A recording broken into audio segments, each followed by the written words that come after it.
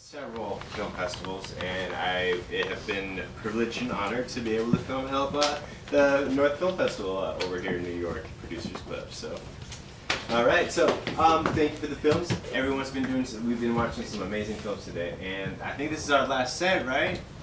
We got plenty. We got one more set. One more set. All right. Okay, so we watched a couple films, and I want you to tell me a little bit about yourself, about the movie that we just watched, and something that you've learned from this production.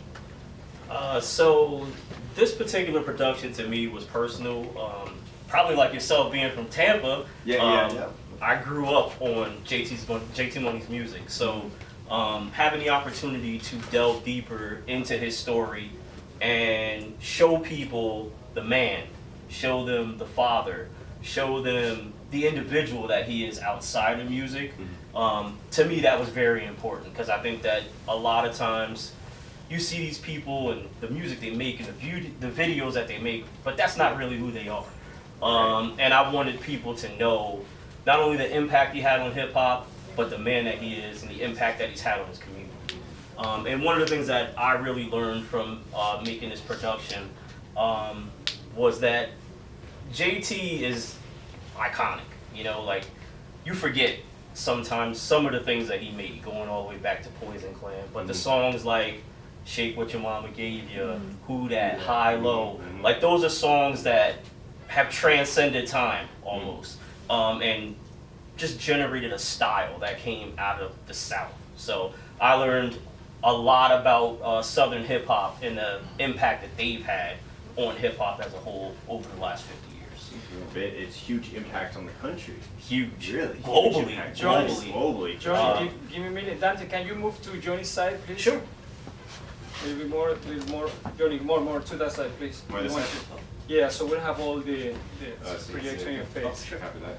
All right, yeah, continue. Right back. Yeah. Yeah, it's a huge movement here in America, the whole hip hop movement. So. Absolutely, and like I said, just going through all the archival footage that he's had over 34 years and seeing, you know, people in the Netherlands, like this particular generation, like dancing to his music, and the impact that he had on Japan and Asia, like, those are things that we don't normally see here in the United States. We just see an artist disappear for a couple of years, and we're like, well, where are they? Well, that's where they are. They're, you know, they're in Europe, and just his staying power and the way that he fights, just to continue to hold his brand up and keep that brand relevant for all the people. Like I said, to me, that's just amazing. I felt blessed to have the opportunity to bring his story to the world. It's a really cool opportunity. How did you get that opportunity, by the way? Shout out to my executive producer who couldn't make it. He was going to come in, but his entire house is sick. Rather than sit in this box with all of us and get all of us sick, he decided to stay home. So, the boss. Yeah. But he said everyone's feeling better now, and he's actually going to probably make it to the gala, so I was happy about that. But he actually has this relationship with JT, where he's been helping him book shows and things of that nature. And JT told him, hey, I really want to tell him a story. And he goes, I know just the guy to do that. So after a few calls and interviews, we just started working, and turned out the product that you saw tonight. Very nice. You did a great job. Yeah. Great job.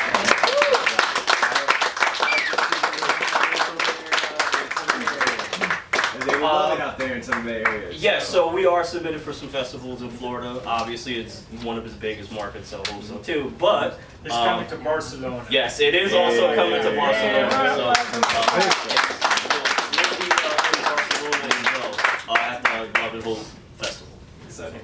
I hope they're with you. I hope that I'm there with you this year too. Yeah. So I mean, I just want to say one more thing. For everybody that's here, can we just give a round of applause for the team that put this whole thing together?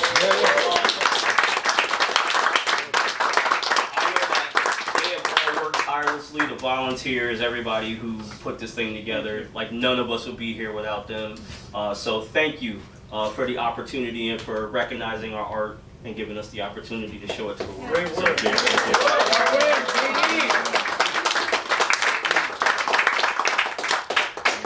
You just step right over here just a little bit so we can keep this here. Absolutely. And yourself, sir, how are we doing? Stefano DeFrey, director of Soldier and the Butterfly. Laura Pellegrini, the producer of The Soldier and the Butterfly. Second time to be part of the North Film Festival, and then also 3 years ago was with Darwin in Barcelona, and love the programming and all the different elements and all the aspect of all the filmmakers that we've met and friends that we've had over the years. Very simple story. You know, Laura and I had a film that was it was a film about a women's shelter in New York City called The Girl Who Cannot Speak. It was on NBC.com and it played at AFI, and it was making the rounds in festivals, and one of the programmers who sat on the board was, her grandmother was a comfort woman in South Korea. Wow. And she resonated very, very deeply with the aspects of, you know, the social aspects of comfort women and Japanese soldier and Japan's occupation of Korea. But she had a very, very creative idea of turning it into a one-woman show.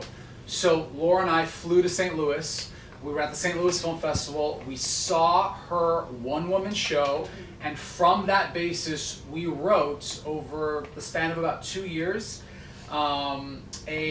essentially a modern dance piece that has very little dialogue, based on her one-woman show and authentic to that story, and that was the origins really of The Soldier and the Butterfly. Yeah. So that's the beauty of it. You go to festivals, you meet people, programmers, filmmakers, and you see somebody's work and you're just like, oh my God, this is something that you could, I've been looking to film this for a long time, and that's how you kind of make it happen. Yeah. You did an amazing job. That was great. Stefano is the guy who's gonna give me $1 million for my Also for the festival, financing, all of us, we have, everybody I'm sure in this room has 1,000 great ideas for a movie and probably a ton of scripts, maybe half a dozen scripts. I know we do.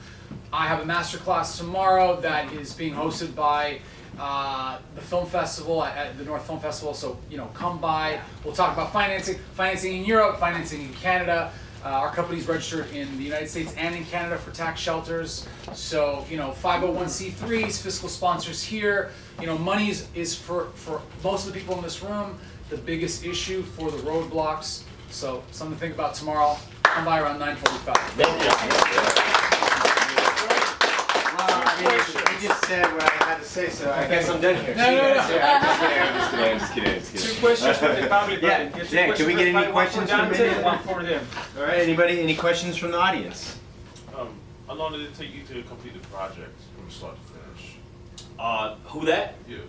Yeah. So we started the project. The biggest hurdle was JT had 34 years of footage that was on VHS. So we had to convert, we spent almost like a year just converting archival footage over to digital. So if you notice, like in the cinematography, even the newer stuff that we shot, we tried to make it look old in order for the film to look consistent across the board. So that was something that we kind of incorporated in this style, but it took us about 3.5 years, to complete the entire project. And the other thing is, again, there was a lot of celebrities in this, so organizing those schedules, and sometimes we just had, like, the couch that you saw CeeLo sitting on was in a trailer at a show that he was getting ready to do. So they're like, he's gonna be here at this time, and he called me and I'm like, all right, I'll be there.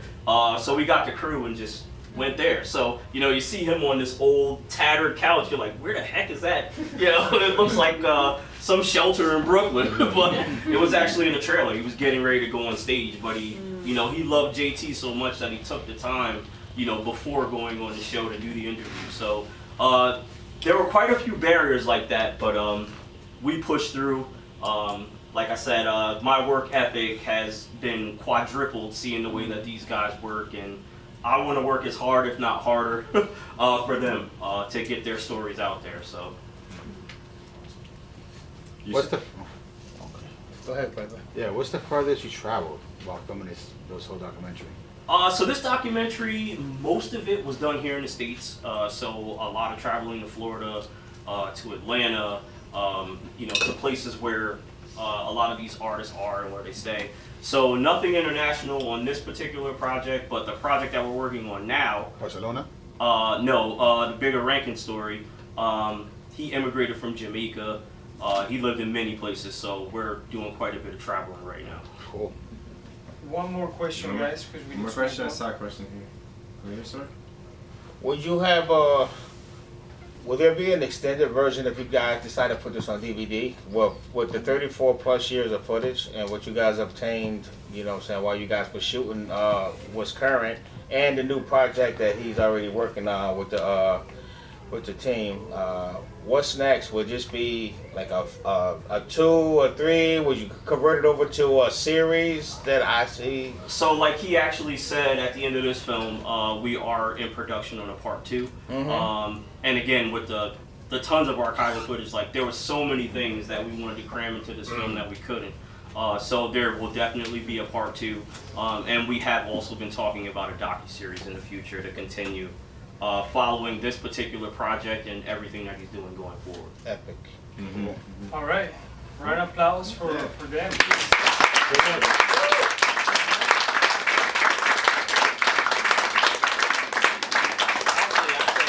Give yourselves a round of applause. We immensely appreciate the support. As artists, just having your art recognized and having your friends and family members and the community support you is it's what keeps us going. Right. So thank you to you guys. All right, guys. Cinematography. We gotta get ready for the next. So everybody.